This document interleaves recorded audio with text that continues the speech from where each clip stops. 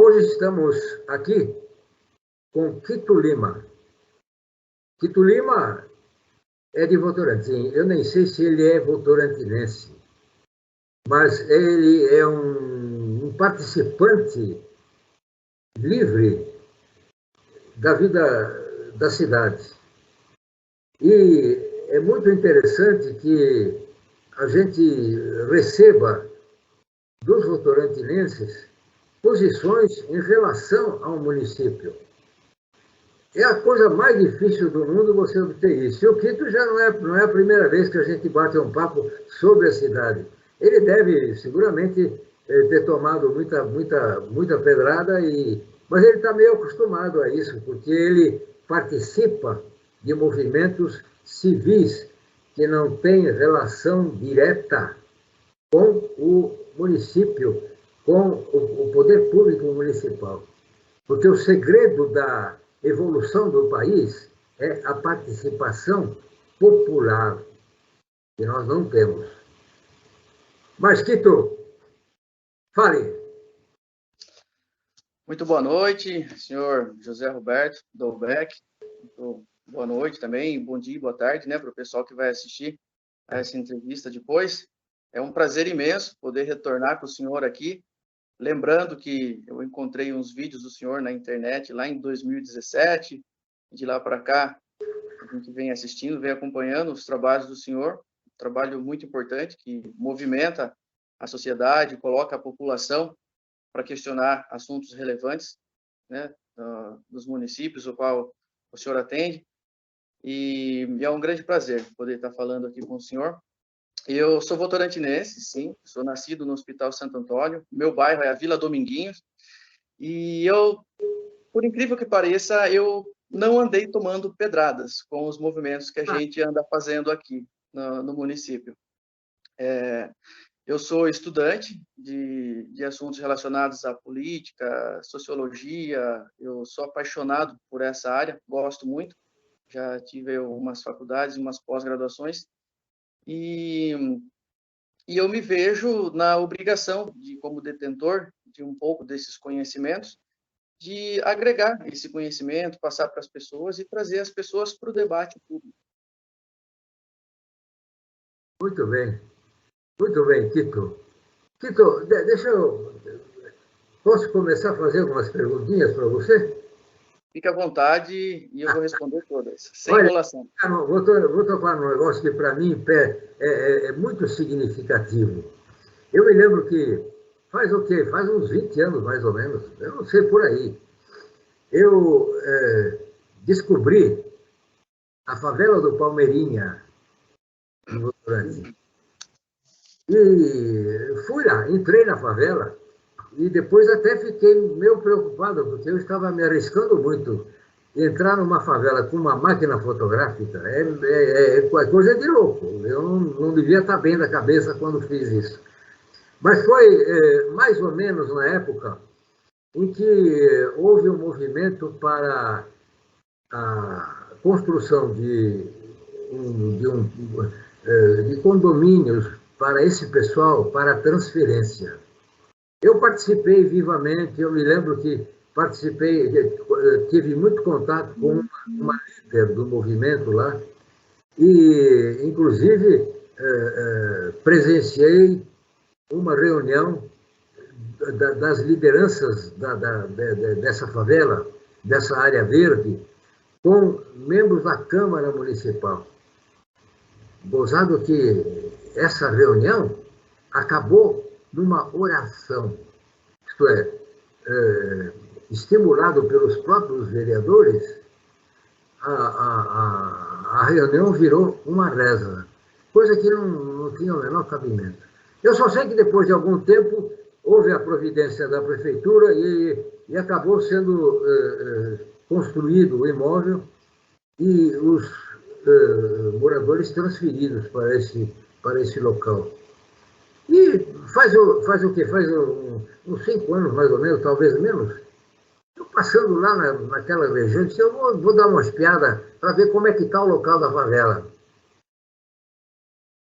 Continuava a favela lá com mais gente ainda do que estava. Entendeu?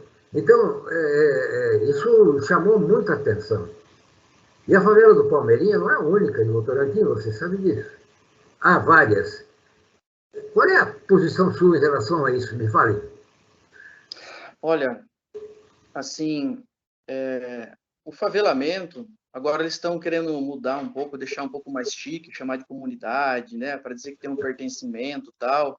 Eu acho que estão querendo mascarar a realidade. Favela é favela, as pessoas estão lá, estão instaladas, não tem política pública para elas estão sofrendo, né? A gente sabe que aquele pai de família, aquela mãe que está desamparado, ele olha para fora da favela e vê o esgoto, depois ele olha para dentro, vê os filhos pequenos, filho de berço, e não tem perspectiva.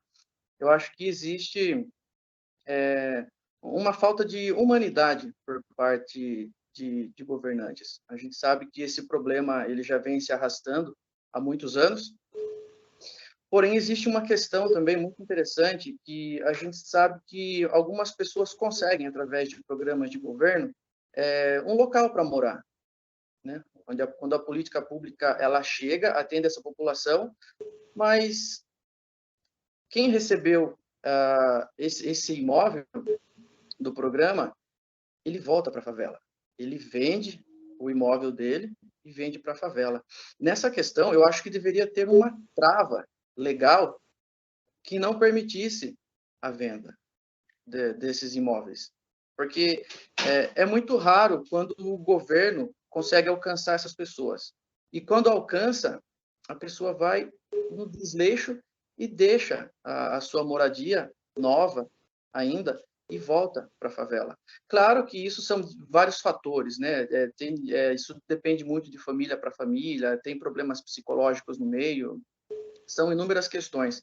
Mas eu acho que seria importante que os legisladores criassem uma trava para a venda desses imóveis, porque como o senhor falou, o senhor conheceu a favela numa época e depois de um tempo, né, ela foi retirada de lá, as pessoas foram removidas, foram para o imóvel e quando o senhor retornou, ela estava maior. Então isso é uma coisa que acontece e fica difícil até para a gente da sociedade entender e apoiar, às vezes, umas questões como essa, justamente por conta de quando a pessoa vende o imóvel. Então, assim, eu acho que deveria ter essa trava. E como eu já acompanho o senhor há algum tempo e eu sei que o senhor é bastante sensível a esse assunto, eu levantei umas informações, porque eu imaginei que o senhor fosse perguntar ou querer debater a respeito desse assunto. Quando a gente marcou a entrevista, eu fiz uns contatos, andei estudando algumas coisas também para poder colocar aqui para o senhor e para o público que assiste. E eu procurei o policial militar Cabo Miguel, ele é um parceiro nosso aqui, que realiza trabalhos voluntários na área de educação, de segurança pública, de assistência social também. É um baita de um cidadão, e ele é um parceiro nosso. E eu enviei uma mensagem para ele, pedi para ele se ele conseguia falar para mim a quantidade de favelas, mais ou menos, porque como ele está sempre na rua trabalhando e atende ocorrências, inclusive nesses locais, eu imaginei que ele tivesse uma facilidade de poder fornecer para a gente essa informação. E a gente pôde enumerar aqui 10 locais, 10 áreas que são favelas ou assentamentos. A gente tem aqui no bairro Maria José, no Palmeirinha, no Novo Mundo, tem favela também em frente ao cemitério, no Jardim Tatiana, no Jardim Serrano, no Capoavinha, tem os quilombolas no Votocel, no bairro dos Morros tem uma mini favela e no Morumbi, no bairro Morumbi, ali perto do shopping Iguatemi Esplanada. Então, só que pode ser que haja mais, né? Porque como a gente sabe, as ocupações elas acontecem, infelizmente, não tem fiscalização, então pode ser que tenha mais do que eu acabei citando aqui para o senhor. Nossa, mãe do céu. A quantidade é maior do que eu imaginava. Sim, é triste, é triste.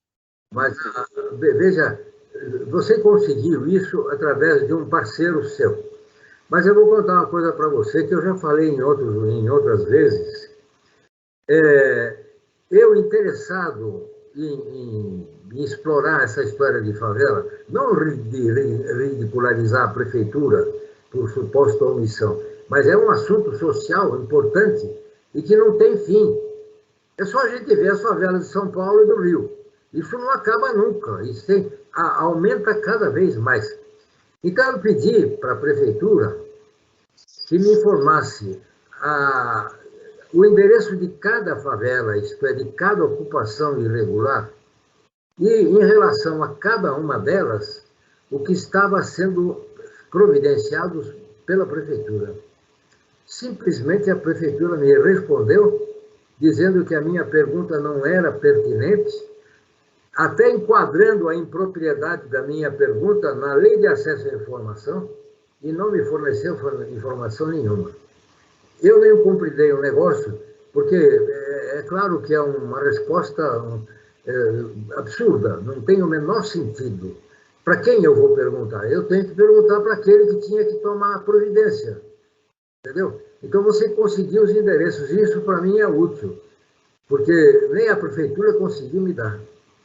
Agora, se não houver uma reação popular em relação a isso, não é querer que a Câmara resolva, não. Porque como você, eu acho que entende mais ou menos, da Câmara a gente espera pouco. Agora, a população, que é dona da cidade, é que tem que reagir. Por que eu tenho que estar com o meu IPTU em ordem? Por que eu tenho que cuidar bem do meu lixo? Por que eu tenho que, para construir minha casa, tenho que atender às posturas municipais? E o favelado não? Mas que diabo é esse? Não é mesmo? Entendeu? Então, a população precisa reagir. Agora, a população não reage.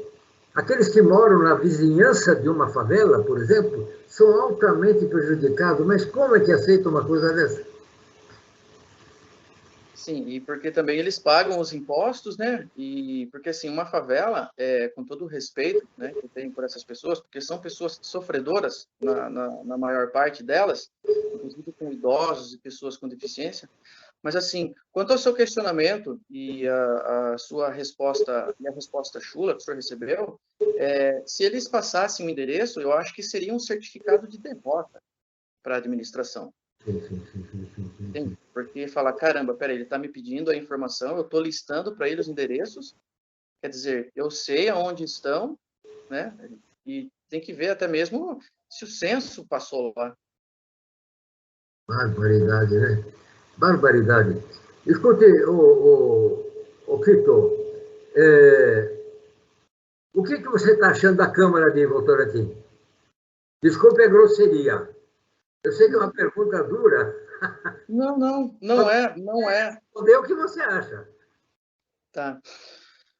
Olha, assim, eu acho que a Câmara Municipal, diante da responsabilidade que ela tem de representar a população, porque a gente tem que imaginar que a Câmara Municipal, ela é como ela fosse uma empresa, é como se fosse uma empresa, porque lá nós contratamos pessoas, nós pagamos pessoas com dinheiro do nosso imposto e nós esperamos que eles cumpram o papel institucional, né? Fazer a criação de leis, votar projetos, abrir debates, participar das comissões permanentes, acompanhar a população, toda a demanda, e o principal, de fiscalizar. Eu não vejo fiscalização por conta da Câmara Municipal não eficiente, porque existe um jogo político, entendeu? E a gente sabe, isso não é novidade em Votorantim, isso é em todas as cidades do Brasil, acredito eu, e o movimento político acaba atrapalhando a responsabilidade administrativa que esses atores têm diante da sociedade. Eu acho que, assim, hoje a Câmara Municipal, no seu todo, ela não está valendo a pena para o tanto que a gente paga, sabe? E é triste falar isso, porque quando a gente assiste a sessão da Câmara, é homenagem, sabe? São assuntos muito pequenos demais. E depois a gente acompanha também a vida legislativa dos vereadores nas redes sociais, e eles comemoram com uma alegria tão grande a instalação de uma lombada, que eu fico perplexo, sabe? Assim, e eu fico preocupado. Por quê? Se o vereador ele faz uma comemoração tão grande quando ele consegue uma lombada, quer dizer, o que ele está esperando da opinião pública? Que a opinião pública é fraca, entende? Porque, assim, não dá para se vangloriar por uma coisa tão pequena que um grupo de moradores dali do bairro, daquela rua que precisa, pode abrir uma solicitação na prefeitura, ou pode até mesmo marcar uma conversa e conversar com o secretário responsável, Pode. né, para essa finalidade. Então, assim, claro também que a gente precisa ter cautela, porque falar mal de político é a coisa mais fácil que existe, porque a política é algo desmoralizado no nosso país.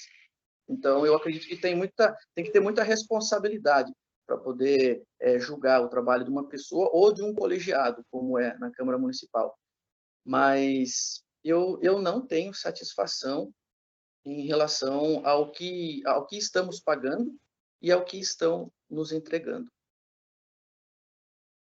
Bom, veja, uma coisa que não é específica de Votorantim, é geral isso aí, mas eu acho que é indicativa da passividade nossa. Nem aí, também você tem culpa no cartório, não sou só eu, entendeu? Porque a gente não faz o que deve, o que precisa fazer, porque tem muita coisa mais para fazer. Os governos são eleitos com um programa de governo, mas só vale para a campanha. Depois é enfiado na gaveta e ninguém fala mais nele. Que falta que faz uns conselhos municipais bem aprimorados, hein? Que falta que faz um conselho municipal com pessoas interessadas em ver o progresso do município. Tudo isso que o senhor falou em relação ao plano de governo, existe a possibilidade de você pegar o plano de governo de uma nova administração que entra e colocar ele como plano de trabalho dentro do Conselho Municipal, que é composto por várias comissões permanentes, e fazer o monitoramento, fazer a fiscalização das verbas do dinheiro que vem da esfera federal, da esfera estadual até o município, acompanhar os tipos de programa os quais o município tem convênio, para poder mensurar e depois, no final do período, no final do exercício, fazer ou dar orientação ou participar da aprovação das contas da secretaria. Sabe? Eu vejo assim, realmente, é uma coisa que acontece corriqueiramente. A gente sabe que existe a dificuldade para administrar um município. O município ele é dotado de várias questões complicadas. A gente acabou de falar uma aqui, que é da condição da favela, né? Habitação. Só que, nesse caso, tem habitação, tem segurança, tem meio ambiente, tem saúde, né? Porque se você não tem saneamento básico, muitas pessoas vão adoecer e você vai acabar lotando os postos de atendimento, as unidades básicas de saúde. Então, assim, não é fácil, a gente entende, mas é necessário que o cidadão comece... uma coisa também, assim, em quem que você vai votar? A pessoa vota no mais famoso, no mais conhecido, para quando ele ganhar, no final da eleição, ele chega e eu não perdi o meu voto. Ele vota na figura do cidadão que está se candidatando e não propriamente no plano de governo que é construído dentro do partido. Você não vai votar necessariamente no cidadão que está se colocando à disposição. Você precisa ver o que o grupo de trabalho dele, do partido dele, construiu no plano de governo para poder oferecer para a população, para merecer aquele voto. Então, se a população não lê o plano de governo, vota no mais famosinho, no que é mais populista, e depois não cobra, não acompanha, não vai para dentro do conselho, quer dizer, vai virar penduricalhos. É dramático, né? É dramático, mas é reversível, senhor José Roberto. É reversível. É reversível. Existe uma esperança aí. Para ser mudada a coisa, eu acho que isso tem que partir não da Câmara, mas tem que partir do povo, que é o dono da cidade. Aí que está o grande nisso. Entendeu? Porque a pessoa não se sente nem dona da rua em que ele mora. Entendeu? Então, como é que a cidade vai ter um perfil, vai ter uma personalidade? Não é possível isso, não é possível, entendeu? Uma coisa, por exemplo, que eu acho assim fundamental. Veja, os municípios, Votorantim, entre todos os municípios, tem um orçamento volumoso, um orçamento de contas da prefeitura. Agora, se qualquer cidadão se dispuser a avaliar a situação financeira da prefeitura de Votorantim, ele vai seguramente no site da prefeitura e vai na transparência pública lá e vai nas contas da prefeitura. Eu duvido que alguém possa, com esses dados, chegar à conclusão de que não, a prefeitura aguenta até o fim do mandato sem problema. Sim. O que acontece? Essa questão de você buscar informação no portal da transparência, ela está muito ligada com o controle social.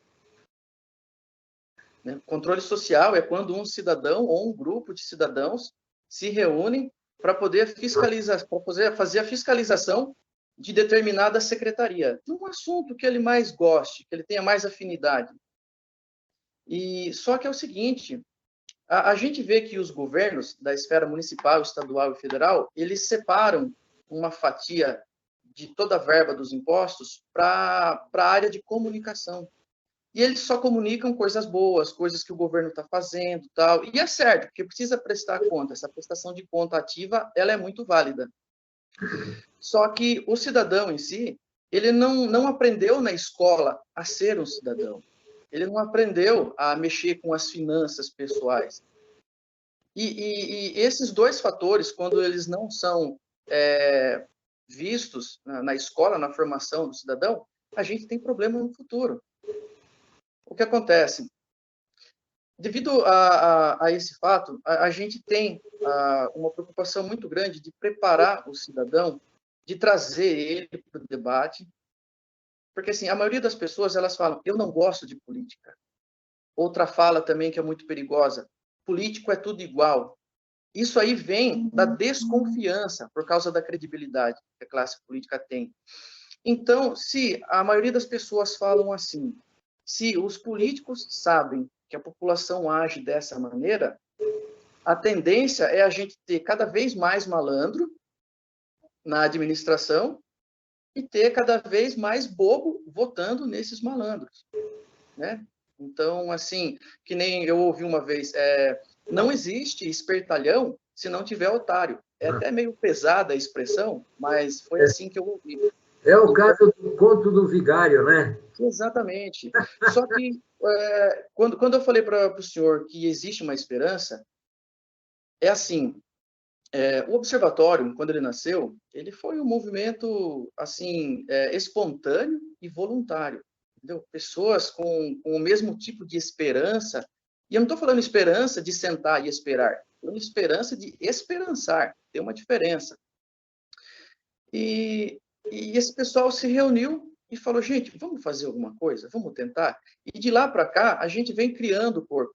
Hoje, existe uma vontade muito grande e um plano para o futuro, para o ano que vem, para o segundo semestre, um pouco mais para frente, a gente montar um curso de cidadão, que passa por 3 etapas, para ensinar cidadania, para formar conselheiro municipal e para formar controlador social. Ah, bom. O senhor entende? Porque é preciso ter um planejamento, é preciso ter uma estratégia.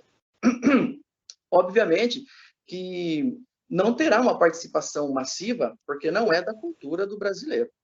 Entende? Mas, assim, eu vejo uma esperança muito grande nessa questão. A gente tem um material aí de 7 anos de estudo fichado, guardado numa pasta, para depois, lá para o segundo semestre, mais ou menos, de 2024, a gente poder selecionar e aplicar todo aquele conhecimento de forma resumida em situações que envolvem o município, colocando cada questão, valorizando e aproveitando o que aconteceu no município. Você vai falar de transparência, falar de direito público, você vai falar um pouco de filosofia, porque a filosofia ela faz parte da formação do cidadão e da sociedade de forma geral, que está ali debaixo do guarda-chuva da justiça, da política de forma geral. Então, é importante mostrar para essas pessoas que elas têm uma responsabilidade, que elas têm uma ligação política com o município, com o estado, com o país, e tem uma responsabilidade também com o seu vizinho e com aqueles que moram dentro da sua casa, porque só não é político aquela pessoa que mora numa ilha e vive sozinho lá. A partir do momento que você tem mais uma pessoa do seu lado, você vai ter que fazer política, porque política é aquilo que organiza uma sociedade. Entendeu? Então, e as pessoas não sabem disso, e eles estão muito cheios de desconfiança, está todo mundo de saco cheio e fugindo dessa conversa, desse debate. Então, é preciso que a gente tenha paciência, a gente tenha calma, a gente tenha sabedoria, né, e um pouco de conhecimento para trazer essas pessoas. Eu gosto muito de conversar com pessoas que falam que não gostam de política. Esses aí eu adoro, porque é um desafio muito grande de você tentar convencer essas pessoas com o máximo de esforço possível para trazer essas pessoas para junto do time para poder começar a trabalhar essas questões. E isso dá resultado. Olha, eu acho elogiável esse teu trabalho, viu? Elogiável, fora do comum. Porque aqui em Piedade, por exemplo, não existe nada nem de longe parecido. Não há. Não há, porque você se manifestar sobre um assunto público é proibitivo. Entendeu? Agora, o resultado disso é que a gente é engolido, né? A gente é engolido. Agora, deixa eu fazer uma outra pergunta para você. Eu não conheço nada. O que você fala de preservação do meio ambiente em Votorantim? Tá. Como eu já falei, que eu acompanho os trabalhos do senhor, as entrevistas, e eu imaginei que o senhor pudesse também fazer uma questão a respeito disso, e é óbvio que eu fiz uma colinha, porque eu não sou bobo nem nada, né? Então, vamos lá. Ó, eu tenho aqui comigo uma matéria da Gazeta de Votorantim, inclusive vamos dar os créditos, né, a esse meio de comunicação. Inclusive o senhor esteve lá já, né, nos estúdios lá com o professor Mário Nieri, no programa Ação Cidadã, fazendo um bate-papo bacana.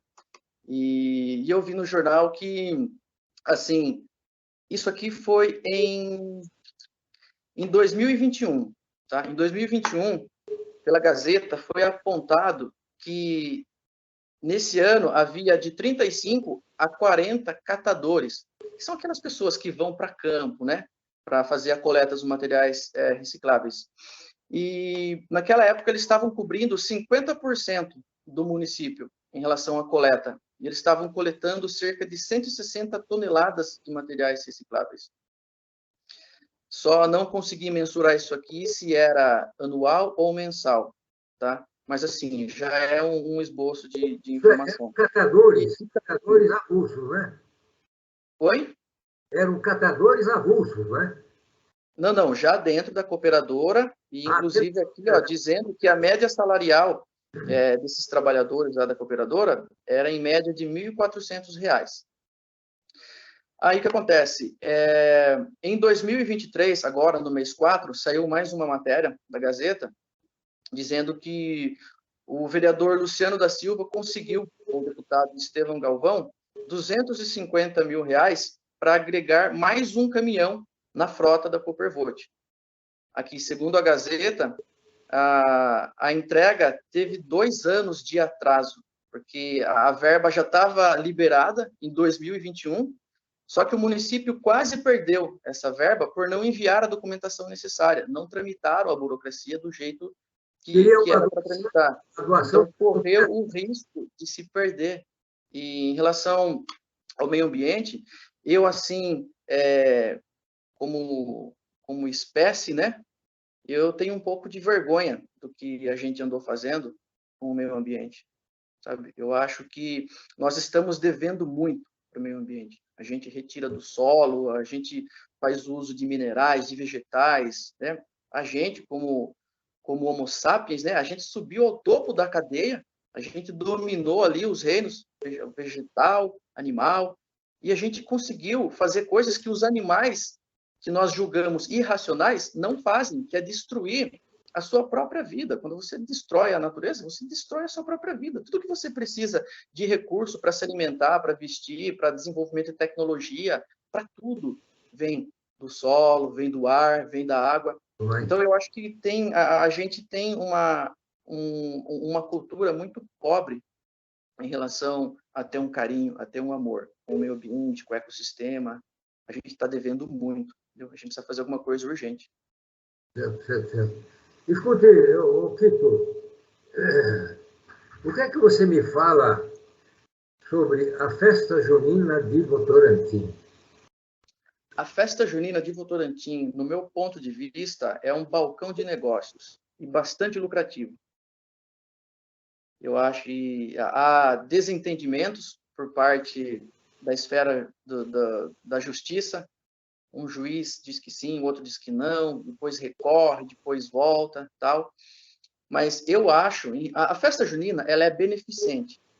E eu acho que já cometeram um pecado muito grande de ter tirado o slogan da apresentação da festa a expressão beneficente.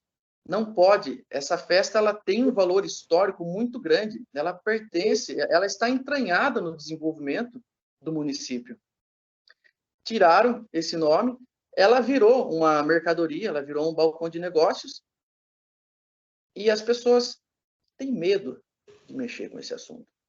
Porque quando envolve grana, envolve poder, não é qualquer um que vai colocar a mão no vespeiro. Só que é o seguinte, eu vejo os pré-candidatos, assim, das eleições, e até mesmo agora, os que já estão se manifestando, falando da festa junina, defendendo, porque, assim, é um patrimônio nosso, então todo mundo defende na hora que vai colocar o seu nome à disposição para receber o voto. Depois de eleito, ele entra no comércio da coisa, entende? Porque dá muito dinheiro. E eu penso assim, se essa festa ela é beneficente, se ela agrega valor e parte dos recursos que são adquiridos nela vão para as entidades de assistência social, por que raios que as entidades não participam do planejamento e da execução? Porque, assim, um evento daquela magnitude, ela tem que passar por uma etapa muito precisa de planejamento. Tem que ser um escopo perfeito. A grande questão é, por que as entidades não se unem para poder fazer frente a isso? Fala, gente, vocês precisam ceder para a gente esse espaço, a gente precisa participar disso. Entende? Mas é muita coisa que acontece debaixo do pano, não é de hoje, entende? Na gestão passada, tentaram passar o contrato para uma empresa para os próximos 4 anos. Olha que absurdo, entende? Só que daí um cidadão entrou com o processo na justiça e isso foi impedido. Então, assim, tem muita coisa obscura por detrás dessa festa junina. Eu me lembro que, há muitos anos, eu tomei uma providência, porque eu quis saber o que entrava de dinheiro na festa, o que saía, o que sobrava. E eu pedi a prestação de contas da festa para a prefeitura. A prefeitura não me respondeu. Pedi uma segunda vez, continuou sem resposta. Aí eu fui ao Ministério Público. A prefeitura apresentasse uma prestação de contas. A prefeitura apresentou a prestação de contas, mas altamente manca, não resolvia nada, não esclarecia nada.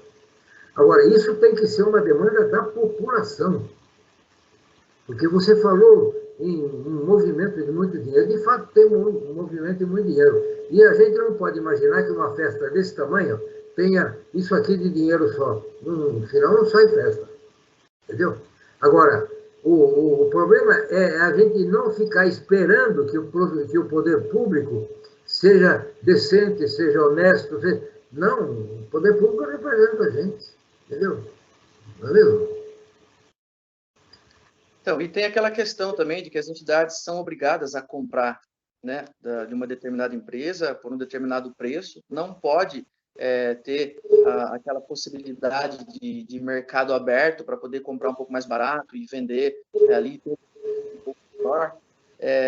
tem muita coisa complicada nessa situação que precisa ser questionada. E como o senhor falou, o movimento popular ele tem muita força para isso. Tem muita força para isso, mas cai naquela questão que eu falei para o senhor. A sociedade está, se ela não estiver organizada, é a mesma coisa. O senhor pega aí, por exemplo, um time que está jogando há 3 anos junto, não trocou de jogadores, tem o mesmo técnico, vai jogar no campo com outro time que não tem técnico e você junta essas pessoas ali na calçada passando na rua, você junta 11 ali e vai para o jogo. O time que não está organizado vai tomar de 30 para cima. Para a sociedade civil, é a mesma coisa. Então, a gente precisa colocar na cabeça do cidadão que ele tem responsabilidade na política. A não ser, obviamente, que ele esteja morando numa ilha deserta. Certo, certo.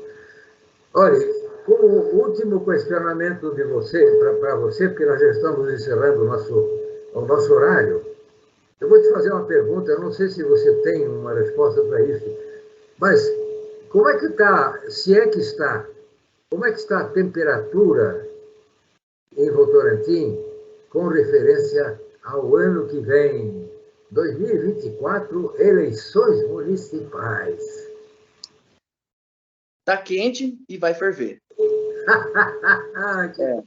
Que bom! Está quente e vai ferver pelo seguinte, Sr. Dolbeck. Se a nossa população ela tivesse uma racionalidade voltada para o assunto político, todas as baboseiras que os populistas ficam fazendo e falando não surtiriam efeito. Então, quanto mais o camarada grita e xinga o outro e acusa os erros dos outros, mais crédito ele acaba tendo com a população. Olha que loucura, entende? Assim, desculpa até o jargão, mas isso beira a imbecilidade. Eu me sinto ofendido, pessoalmente, quando eu vejo pessoas dizendo que vai mudar a cidade, sabe? E uma hora ele questiona, por exemplo, tem muita troca de posição na Câmara Municipal em relação ao apoio ao Executivo. Hoje, tem na base de 6 ou 7 grupos, mais ou menos, se articulando para poder lançar a candidatura para o Executivo. E é um quebra-pau danado, é difamação, entende? Eu só fico pensando aqui comigo se esse pessoal está preocupado, de fato, em organizar um plano de governo para convencer a população, ou eles vão ficar somente gritando, falando mal e fazendo teatro, porque é assim que a população percebe. Então, a gente tem que tomar cuidado com isso.